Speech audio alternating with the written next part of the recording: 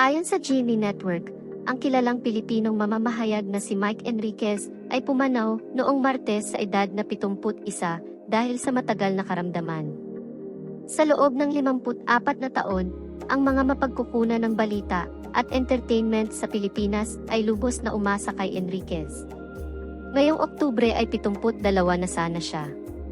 Ang 24 Oras, news program ng network na kasama niyang nakaangkla noong 2004, ay nai-broadcast ng ibalita sa publiko ang kanyang pagkamatay. Si Mel Tiangco, ang kanyang co-host ay malungkot na naglabas ng statement from the corporation. Saad nito, lubos na nagluluksa ang Board of Directors, Management, at mga empleyado ng GMA Network, Incorporated sa pagpanaw ni Mr. Enriquez. 2 palabas ang pinangunahan ni Enriquez sa DZBB Radio. Siya ang presidente ng RGMA Network, gayon din ang pamamahala ng istasyon. Hawak niya ang mga posisyon ng Senior Vice President at Radio Operations Consultant para sa GMA Network. Ang kanyang pangako sa larangan ay magsisilbing halimbawa sa lahat. Taos-puso kaming umaasa na ang ating mahal na kapuso ay magpahinga ng mapayapa magpakailanman, pahayag ni Tiangco.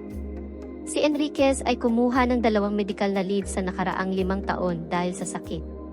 Ang pinakahuli ay noong nagpahinga siya noong Disyembre 2021 upang tumanggap ng kidney transplant.